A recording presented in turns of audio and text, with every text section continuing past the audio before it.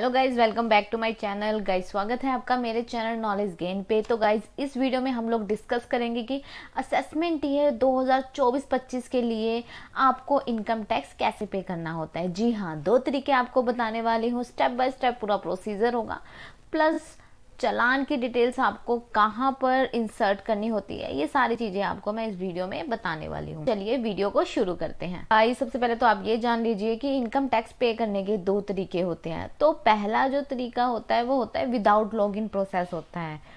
तो यहाँ पर आप देख सकते हैं कि आपको होम पेज के ऊपर आपके लेफ्ट साइड पे ई पे टैक्स का जो एक बटन है वो मिल जाएगा। तो आपने इस पर क्लिक कर देना है। लेकिन विदाउट लॉगिन यहाँ पर आपको एक दिक्कत आ सकती है। अगर आपका पेमेंट बीच में फेल्ड होता है तो उसके बाद में जो चालान होता है वो रिट्राइव करना थोड़ा सा मुश्किल हो जाता है। तो मैं आप लोगों को यही रिकमेंड करूंगी कि इस तरीके की जगह आपको हमेशा लॉगिन करके अपना टैक्स का जो पेमेंट है वो करना चाहिए। देखिए मैंने पोर्टल पर लॉगिन कर लिया है। तो यहाँ पर जो प्रोसीजर है बिल्कुल सेम ही रहेगा, चाहे आप विदाउट लॉगिन करें या फिर आप लॉगिन करके करें। लेकिन लॉगिन में क्या होता है, आपको थोड़े बेटर एडवांटेज मिल जाते हैं। तो देखिए लॉगिन करने के बाद सबसे पहले आपको ई फाइल पे जाना है। उसके बाद आपने ई पे टैक्स पे क्लिक कर देना है। यहाँ पर आप देखोगे कि आपको 3 ऑप्शन दिखाई दे रहे हैं, save draft, generated चालान्स and payment history. तो आपने अभी तक जितने भी चालान पे कर रखे होंगे पास्ट के अंदर, तो सारे चालान आपको पेमेंट हिस्ट्री के अंदर यहाँ दिखाने वाला है। अब हमें यहाँ पर नए टैक्स का पेमेंट करना है। तो सबसे पहले आपको ऊपर दिखाई दे रहा है न्यू पेमेंट का ऑप्शन, तो आपने यहाँ पर क्लिक कर देना है। अब यहाँ पर क्या है, आपको पहला ऑप्शन दिखाई देगा इनकम टैक्स का। यहाँ पर आपने प्रोसीड कर देना है। यहाँ पर आपको सिंपली असेसमेंट ईयर है जो अपना वो चूज कर लेना है, जैसे कि 24-25 हम यहाँ पर चूज करेंगे। फिर उसके बाद आपसे टाइप ऑफ पेमेंट पूछेगा एज अ माइनर हेड।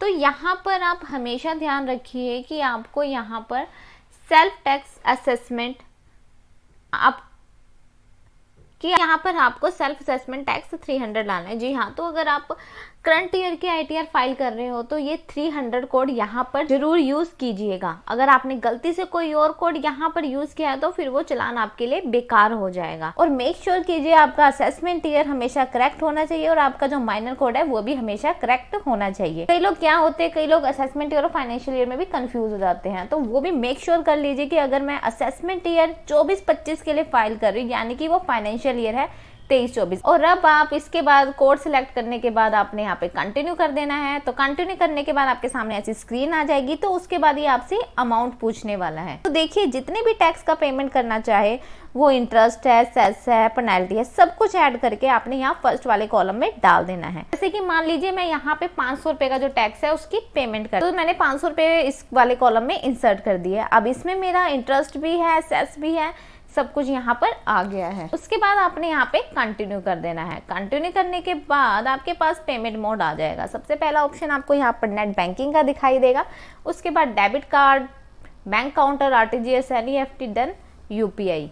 तो नेट बैंकिंग में क्या है, ये जितने भी बैंक्स आपके सामने दिखाई दे रहे हैं, अगर इसमें आपका अकाउंट है तो आप यहाँ पर उसको चूज करके नेट बैंकिंग के थ्रू पेमेंट कर सकते हो।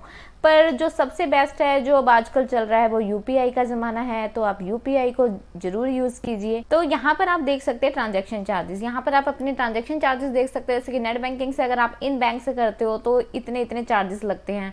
अगर आप डेबिट कार्ड से करोगे नील लगेगा। क्रेडिट कार्ड से 0.85 कुछ परसेंटेज है। तो क्रेडिट कार्ड पे तो आपको पता ही है कि इसमें चार्जेस लगते हैं। डेबिट कार्ड पे नील है और यूपीआई पे भी नील है।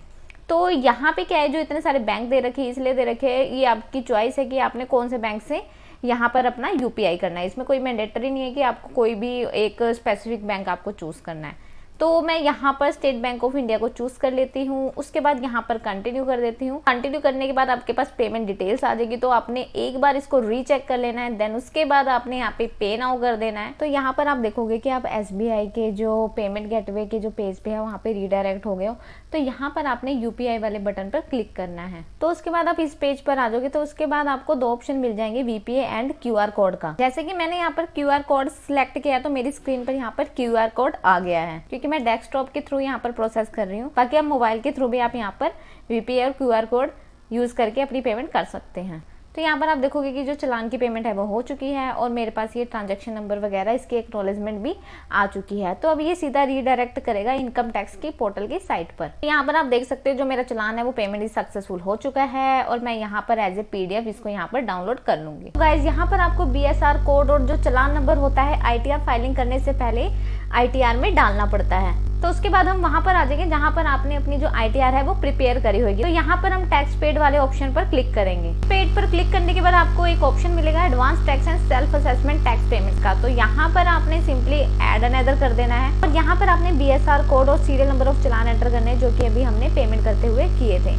उसके बाद आपने यहाँ पर ऐड कर देना है। और अगर मान लीजिए जो आपकी पेमेंट है बहुत ज्यादा है तो आप उसको 3-4 चालान में भी उसको पेमेंट कर सकते हैं, इसमें भी कोई दिक्कत नहीं है। और कई बार क्या होता है कि आपके अकाउंट से जो पैसे हैं वो डेबिट हो जाते हैं और जो आपका चालान है वो जनरेट नहीं होता। तो उसके लिए आपने क्या करना है, ई फाइल वाले ऑप्शन पे जाना है, यहाँ पर ई पे टैक्स पर क्लिक कर देना है। यहाँ पर आप पेमेंट हिस्ट्री में जाकर चेक कर सकते हैं कि जो आपका चालान है वो जनरेट हुआ है कि नहीं हुआ है, और अगर जनरेट हो चुका है तो आप यहाँ पर डाउनलोड भी कर सकते हैं। और इसके अलावा अगर आपकी पेमेंट सक्सेसफुल नहीं हुई और कोई भी प्रॉब्लम आ गई, आपका चालान अटक गया, तो आप यहाँ पर जो है जनरेटेड चालान में जो आपका चालान है वो आ जाएगा कि किस वजह से आपका चालान है वो जनरेट नहीं हुआ है। तो यहाँ पर वो आप देख सकते हैं। गाइज अब आप लोगों को समझ आ गया होगा कि सेल्फ असेसमेंट टैक्स का और इनकम टैक्स का कैसे पेमेंट करना है और जो चालान की डिटेल्स होती है वो इनकम टैक्स में कैसे सबमिट करनी होती है। तो guys I hope you like this video. अगर आपको मेरा वीडियो पसंद आया तो वीडियो को लाइक करें और ज़्यादा से ज़्यादा शेयर करें और चैनल को सब्सक्राइब करना ना भूलें। तो मिलते हैं नेक्स्ट वीडियो में, अभी के लिए इतना ही। Thank you guys, thank you so much.